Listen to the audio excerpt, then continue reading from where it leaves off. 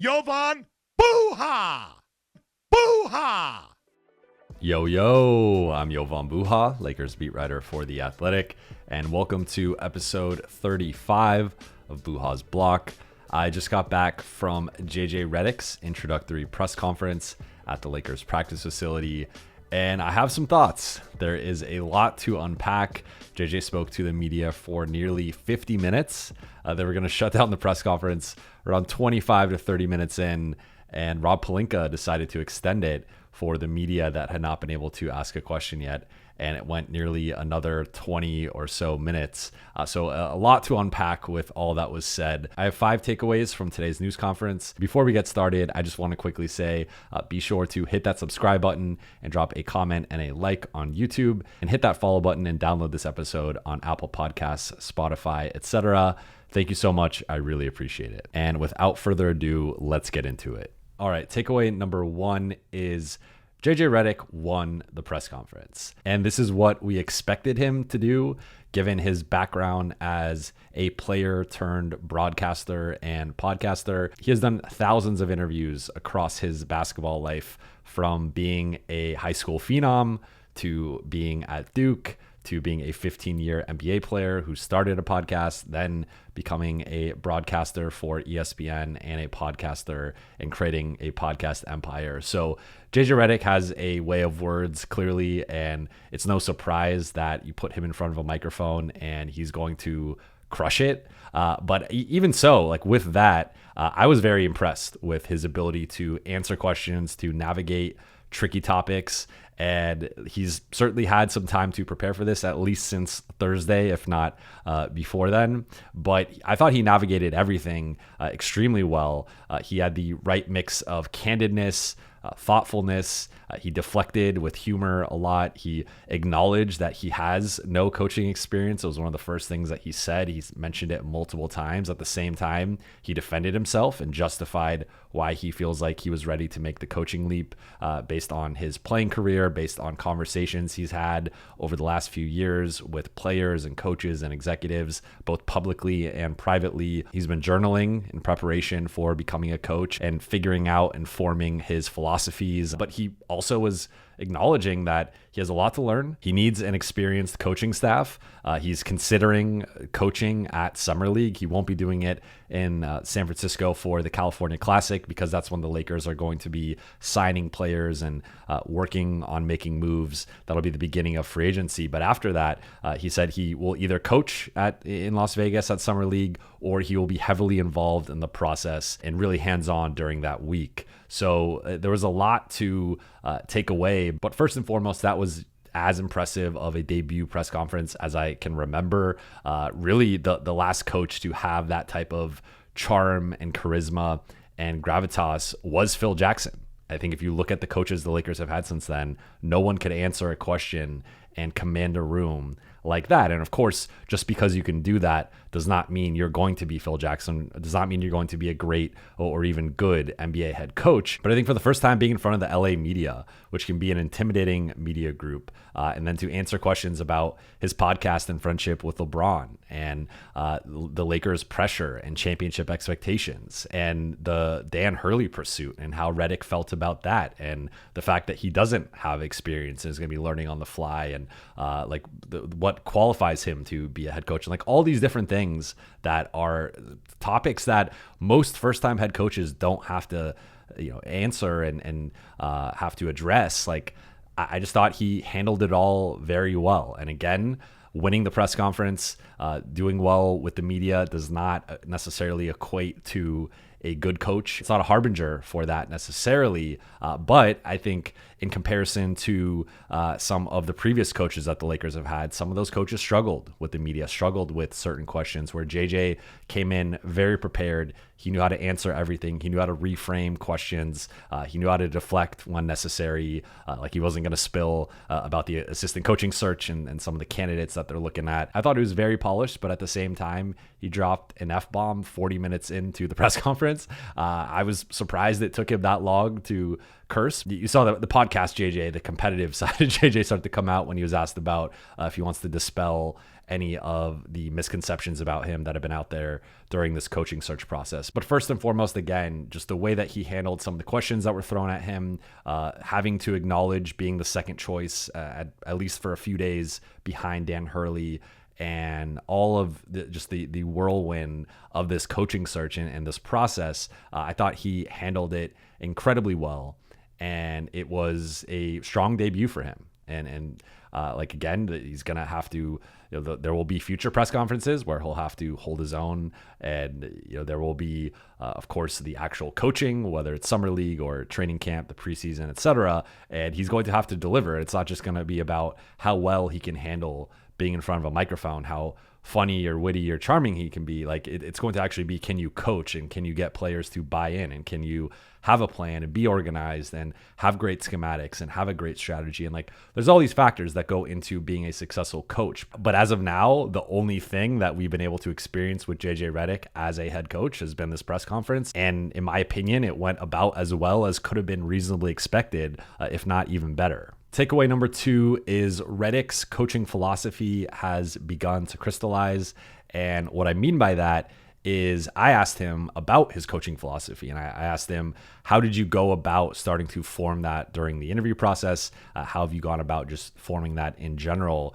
And he started rattling off some of his ideologies. Like, for example, the Lakers can be a better offensive rebounding team. They're 29th in offensive rebounding, and that he thinks they could do a better job of having players crash from the corners, and that is a trend that he has observed, and an inefficiency with offenses, that they don't send those corner crashers there enough, and that some teams do, and the smarter teams do, but he thinks it's something the Lakers could do better, cutting down on their turnovers, being better schematically, defensively, with their coverages, offensively, with some of their spacing, taking more threes. That was a big theme for JJ. He mentioned it multiple times, mentioned he wants LeBron to take more threes, Rui to take more threes as a team, just to take more threes. I think it's worth noting that the Lakers were 28th in three-point attempts this past season, and they have never finished higher than 17th in the LeBron AD era. And that was the only time they've been inside the top 20 in the LeBron AD era. The other 4 years, they were 20th or worse. And in 3 of the 5 years, they've been 24th or worse. So the Lakers clearly could stand to take more threes, modernize their offense. But I thought that JJ having a plan and talking through it with using Anthony Davis as a hub and using him more in the way that the Nuggets use Nikola Jokic, or the Kings use Domantas Sabonis, using him at the elbows above the three-point arc, running the offense through him, LeBron using him more off the ball and finding creative ways to save his energy, him also shooting more threes again, Rui more as an offensive rebounder and a cutter. Austin Reeves, he didn't get into specifics with him, but he did mention that it was one of his favorite conversations he had over the weekend. Redick spent the weekend talking to each and every Lakers player. He said a couple players were ducking his calls. Of note as well, Gabe Vincent, Christian Wood, Spencer Dinwiddie, Maxwell Lewis, and Colin Castleton were all in attendance, as well as the Bus brothers. Rob Pelinka, of course, was doing the press conference with JJ. Kurt Rambis was there. That's an aside to all of this. But I thought JJ came in clearly with a plan, and in a lot of ways was addressing some of the concerns from last season, was talking about player development and playing the young guys more. And I will touch on that in a later takeaway. But that was music to Lakers fans' ears. And of course, this kind of ties in with him winning the press conference and saying a lot of the right things. But from a schematic standpoint, I thought, again, with talking about using AD more as the offensive hub, which is something that we reported at The Athletic, using LeBron more off the ball and more as a three-point shooter, the way he wants to use Rui. I thought all those things were sound and made sense. And the Lakers having a coach coming in with a clear and coherent vision and being able to effectively communicate that vision is a really promising sign. And it is something that, again, it doesn't matter. Like JJ said it himself, if he can't get guys to buy into his plan, it doesn't really matter how good his plan is. So that is going to be the biggest challenge for him, arguably, first and foremost, is how can I get these guys to trust me and to buy into what I'm saying? But if he can do that, it sounds like the plan is going to be pretty good. And I've been advocating for years for the Lakers to start taking more threes and modernizing their offense. There was talks about them creating an app for players. And I don't know if that would be like a way to communicate or that would be a way to diagram plays, show plays, almost like them having a playbook in their phone. It wasn't really clear. And that was something I wish we got a little little bit more clarity on, but certainly something we will follow up with Redick and Rob Pelinka in the future. Also, JJ took a page out of Steve Kerr's book and said one of the keys to a team is not just their X's and O's and their strategy, but also joy. And players having fun and players wanting to be in the building and staffers wanting to be in the building and really everyone within the organization looking forward to coming to work. So that's another thing that he mentioned of how can I make this a fun environment, a light environment, a joyous environment. I just thought he nailed a lot of the issues with last season and had some interesting ideas as to how to make this team better. He did say he views them as a championship caliber team already and just thinks they need to make a few tweaks to get to that level. So from that perspective, we started to see a little bit of JJ's coaching philosophy. We had reported some of that at The Athletic prior, but it was good to hear it directly from him. We'll see how it unfolds and what the roster looks like and how they go from there once they have a clearer idea of who's actually going to be on the roster. And that could change drastically by the end of the week. The Lakers have the NBA draft on Wednesday and Thursday.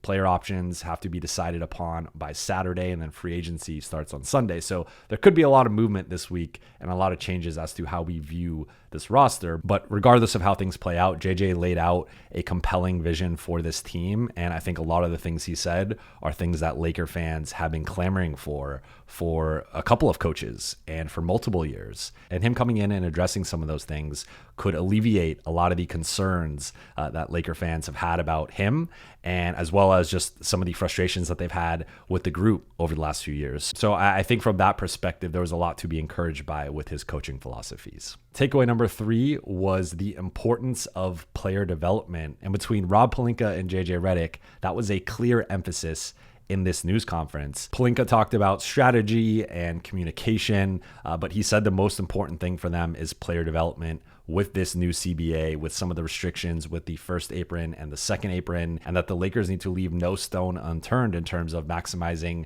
their draft picks, unsigned rookies and players, the G League, and really finding ways to get creative and innovative with how they can identify and develop their young talent. And the Lakers, of course, have an impressive track record with drafting, and Jalen Hood-Schifino aside, and the jury's still out on him, he still could grow into a productive rotation player, and we'll see how his career ends up developing. But with JHS aside, the track record speaks for itself of impressive finds, especially in late first round, second round, undrafted, the Alex Caruso's, Kyle Kuzma's, Larry Nance's, Jordan Clarkson's, Ivica Zubac's, like all those guys were Laker finds. So the Lakers have as good of a drafting history as any franchise over the last decade.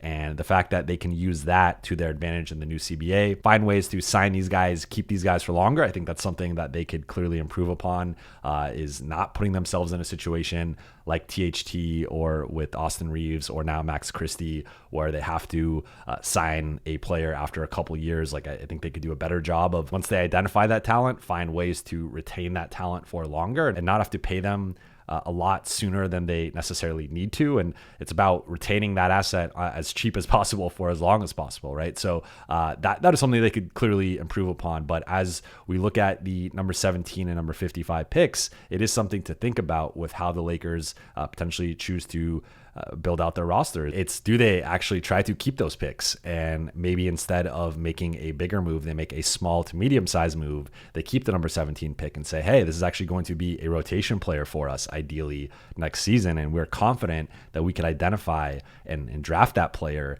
at number 17, or maybe they trade up, maybe they trade back for a couple guys, and maybe they draft one guy that's a rotation guy, and maybe they use get an early second round pick, draft Bronny, something like that. But there's various ways it could play out with the draft, but I thought it was interesting how much they really emphasized the draft and player development and the importance of that under the new CBA rules, and just the way the league is going. You need to be young and long and athletic, and you really need to prioritize finding and keeping those types of guys. I also thought of note, it was interesting, the players that they mentioned as part of the young core were Austin Reeves, Rui Hachimura, Max Christie, and Jalen Hood-Schifino.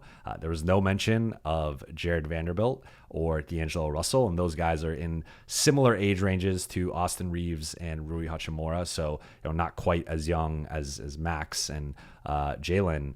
Then JJ did mention speaking with Maxwell Lewis. He mentioned Maxwell and Jalen calling or referring to him as coach, and him saying he wants to be referred to as JJ. He doesn't feel like he could be called coach yet. But that Maxwell Lewis reference aside, I thought it was interesting that those four guys were mentioned.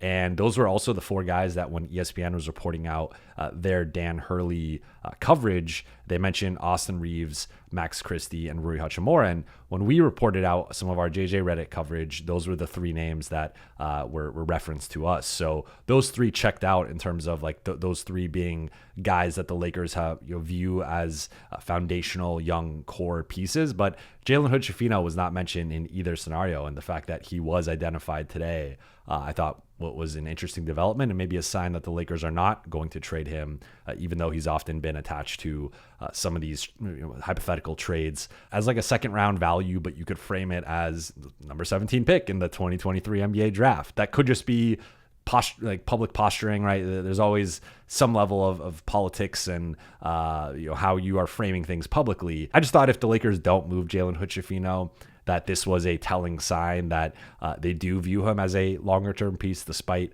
how much he struggled in his rookie year and really how there was not a lot of positives to take away. But the fact that the Lakers are hammering the player development angle, I thought was really interesting. And then that's where this app comes in, where Rob Pelinka was mentioning trying to appeal to 20-year-olds and their sensibilities and how they're being coached and how things are different than they were 10, 15, 20 years ago, and how if you need to communicate with guys over the phone more and get to them that way, like that's what they're willing to do. And they're trying to get creative with the different ways that they try to develop players. So there's a lack of clarity there as to some of the specifics, right? But if there is some JJ Redick coaching app where he's giving the playbook or he's giving messages to guys or whatever, like I don't know. It's an interesting follow-up story and follow-up questions, and I'm going to dig on that for sure. But I just thought that was an interesting thing, and really the player development angle was something that we started to first hear around the Dan Hurley reports, and that was something that the Lakers were really emphasizing with that potential hire. But with that not working out,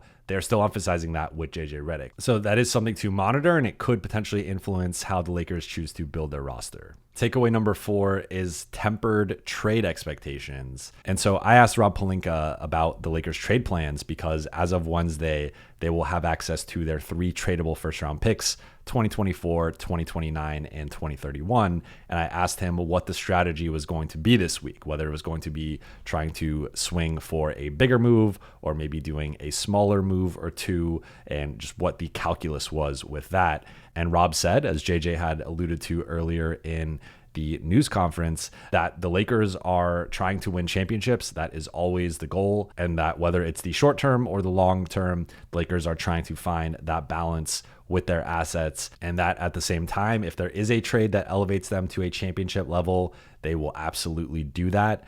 So he did start to temper the expectations with the potential trade market. And there's been a lot of reporting and speculation as to what the Lakers are going to do. As I've been saying on this show and my YouTube channel for the past few weeks, I've been hearing that the Lakers have been leaning more toward doing a smaller move or two, maybe a mid-sized move, but not going for that third star and not building out a top-heavy roster with some depth concerns, but rather trying to improve their depth and maybe improve a starting spot or two, improve a starting spot and a bench spot, and maybe do a couple of smaller moves that elevate the team. And again, going back to some of the guys that weren't mentioned, it might not mean much, but it was D'Angelo Russell and Jared Vanderbilt not mentioned.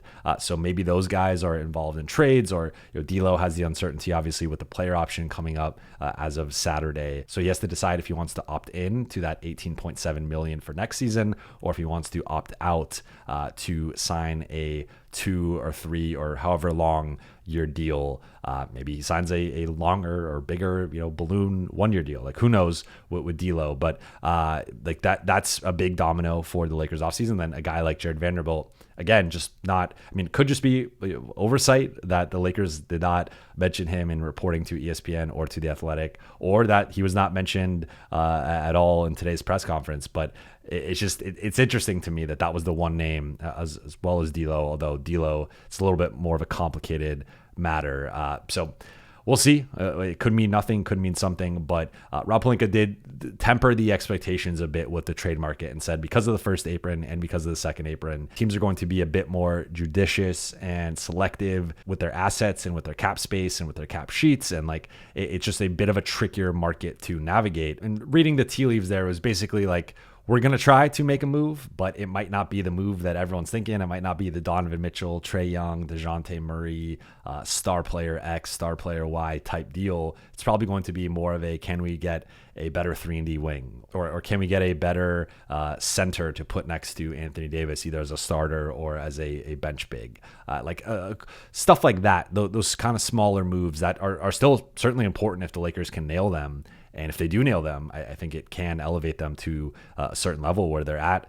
Maybe not quite at the Boston, Denver level, but potentially a notch below that with like the OKCs and Minnesotas, Dallases, et cetera. But they have to really nail those moves. It's a non-existent margin for error, and we'll see if the Lakers are able to do that.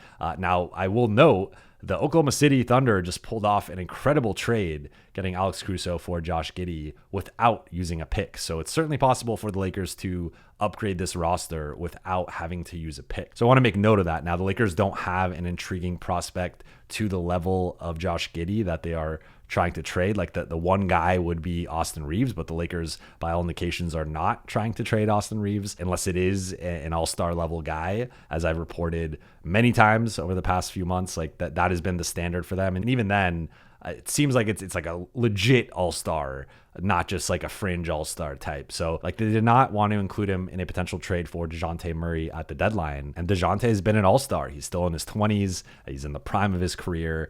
And the Lakers did not want to include Austin for him. So does that calculus change for like a Trae Young or Donovan Mitchell? Only time will tell, and what happens with those guys, and if they end up getting moved at all, and if the Lakers end up actually trying to get one of those guys. But with all of that, it's just worth noting that like the Thunder just pulled off a trade that, in my opinion, dramatically improved their roster and gave them one of the best perimeter defenders in the league. Also, a guy who can't be played off the floor in the way that Josh Giddey was played off the floor in the playoffs. Just one of the best role players in the league, one of the best 3-and-D role players in the league, in Alex Caruso. And they did that without a pick. So the Lakers don't have that luxury of having a Josh Giddey to trade on the roster, or even a young talent that is in that level that they're willing to give up. But if the line is at Austin Reeves, then if you're going to be giving up something less than Austin Reeves, you are going to have to attach at least a pick or two to bring back something substantial. And it seems like the Lakers are willing to potentially pay that price, but whether they do it or not, and how they do it, and who that player is, that all remains to be seen. But Rob Pelinka did get out ahead of some of the trade expectations and what was tempering them a bit. Again, that's in line with what I've been hearing for several weeks now in terms of the Lakers probably taking a small to medium-sized swing rather than a big swing. And I think some fans will be disappointed by that, and I think those fans have the right to be disappointed by that, just because you only have a 1 to 2 year window with LeBron James and Anthony Davis, and you should be looking to maximize that. Now, does that mean give up all your young assets and give up all your picks? No, not necessarily, but I do think the Lakers should be willing to give up all 3 picks and should be looking whatever, even if the star move isn't out there, and we could debate, and I've gone back and forth on whether trading for a third star makes sense. But putting the third star trade aside, like the Lakers can upgrade the roster with those 3 picks. That there's just like, that is factual, that you can like if you're willing to trade 3 picks, you can upgrade your roster. And like now, whether it's to the level that you would like, and how this trade market shakes out, that's all going to be determined in the coming hours and coming days. But like, I think that the Lakers, like, there's no way that they can't improve this roster if they're willing to include the 2024, 2029, and 2031 picks. Now, I don't think they should just give those picks up and do an overpay, especially if maybe this Caruso trade resets the market a bit and teams are, it's like if Caruso went for Josh Giddey and no picks, then maybe that lowers the price for some of these role players. And the Lakers can kind of point to that and be like, well, look what he went for. We're willing to give up one pick, and maybe we're not willing to give up two picks. But like the Lakers, if they're going to be aggressive and are willing to trade some of their role guys outside of Austin, and obviously not LeBron and AD, and then those three picks, like they can bring in at least a couple of solid upgrades. And if they're not willing to do that, I think it just becomes a question of how much do they actually believe in this roster.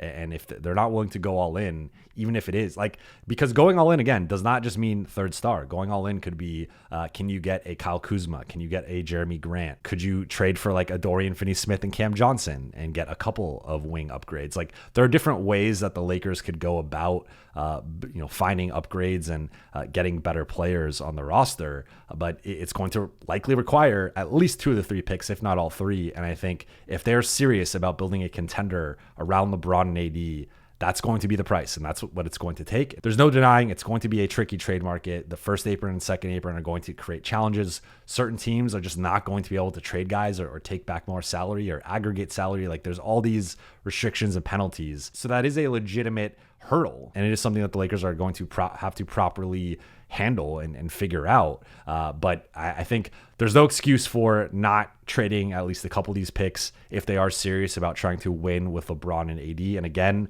doesn't mean it has to be the big splashy move. It could be small to medium-sized moves that substantially improve the depth, improve the starting lineup, and just give the Lakers better players and more two-way guys. So I think while on the one hand, like it is understandable that it is going to be a tougher trade market, on the other hand, I think the Lakers can improve this roster if they are creative and aggressive. And I think that's what it's going to take to elevate this team to contender status. And finally, takeaway number 5 is clarification on the search and hiring process. So we heard from JJ and Rob for the first time about the Dan Hurley situation. Rob clarified that JJ was always in the Lakers plan A coaching candidate pool. He did sidestep the Hurley situation a bit by saying that this was JJ's day and that he would talk about that at a later date. I don't think it's going to come up again. I think this was really the only time it was going to come up. Like maybe he does a one-on-one interview where he touches on it, but this was the time to address it. He did sidestep it a bit, but did say that he was talking to JJ throughout the entire process. He called JJ after the ESPN report came out and made sure that he was updated and kept in the loop throughout the negotiations with Dan Hurley. And then JJ, I thought, handled it brilliantly, said he totally understood where the Lakers were coming from. He understood why they pursued Dan Hurley and said, look, he's a 2-time national champion. I'm a 2-time third and fourth grade team champion, with my son's team. So like that was like the perfect answer of acknowledging it, but also sort of making it into a lighthearted situation and, just flipping it kind of on its head. And all of a sudden there was laughs across the room, and he made sure to say his ego wasn't bruised and he was not affected by the Dan Hurley situation. And that it made sense why the Lakers would go after a head coach like Dan Hurley if he was available. And then there was the LeBron matter of Rob was asked about the podcast and what impact that had on the JJ hiring process. JJ was asked about his relationship with LeBron and what advice LeBron gave him. He said that the two did not speak during the process, that he knew LeBron wanted to be hands-off with the coaching search and hiring process, and that JJ respected that. And then 30 minutes after he was offered the job, LeBron called him. They spoke for about 15, 20 minutes, and that was that. Said that they will, he'll be stopping the podcasting. They will have one more episode or video to kind of end things and thank the fans and, just kind of move on from there. But said he hopes to not podcast for a very, very long time. So there was also clarification that Anthony Davis, on the other hand, was heavily involved in this process and that he was excited to have JJ as his coach, and that the two spoke last Monday, as we reported at The Athletic, and had a good conversation about X's and O's and strategy and how JJ could use AD offensively and defensively. Also worth noting that Rob Pelinka said LeBron was supportive of the coaching search and the hiring process, but he was not involved. And he said he wanted to make that distinction, whereas AD was heavily involved and was very excited about the coaching process and JJ getting the job. A lot of confirmation to things we reported at The Athletic, to things that were out there from other outlets, but also some new insights into some of these things and how this process actually went down, because there were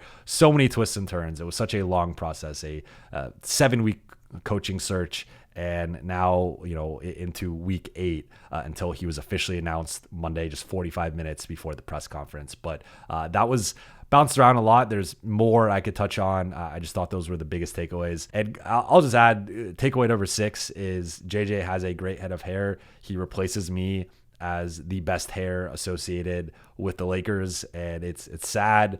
I'm bummed about him taking that mantle from me, but I have to acknowledge when someone has better hair than me, and JJ certainly does upon seeing it up close. But jokes aside, like, JJ has not coached yet, but he passed the first test of the debut press conference with flying colors. I think he exceeded even my sky-high expectations for him as a broadcaster and a podcaster and a former player. He knew how to answer every question, and he didn't answer them in the same manner. Sometimes, again, it was being candid, being thoughtful, but also deflecting with humor, cracking jokes, poking fun at himself, being self-deprecating, occasionally dropping an F-bomb. Like, it was a well-rounded, 5-tool coach presser. And again, coming from some, just in comparison to a Frank Vogel and a Darvin Ham, JJ Redick is just at a different level in terms of his public communication and his communication skills in general, and just his gravitas and charisma and charm and just his wit and all those things. It comes off in a different way than it did with those guys, and frankly the way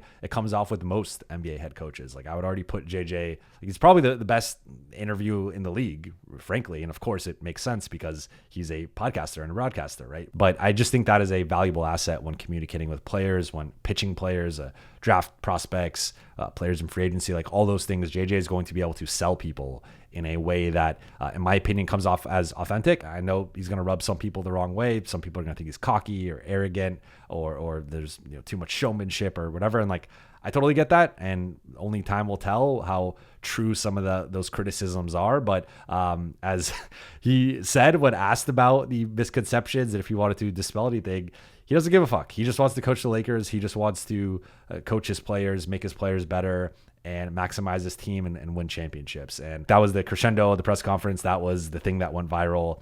Shout out to Claire for asking that question. I thought it was a really good question, and it got the funniest, best answer of the day. And the thing that people are going to take away was the well-timed F-bomb by JJ. But that will do it for today's episode. Thank you so much for watching and listening. Again, if you're on YouTube, please be sure to hit that subscribe button, hit that notification bell, drop a comment, and like this video if you enjoyed it. For those listening on Apple Podcasts, Spotify, and your podcast platform of choice, be sure to follow, download, and leave a 5-star review. I'll be back later in the week, most likely Wednesday night after the Lakers make their draft selection or end up trading the pick. We'll see what happens. But either way, I will be back with a reaction to that. And then likely on Friday, I'll have an episode with a guest. I will have 2 more episodes this week at a minimum. So be on the lookout for that. I will talk to you soon.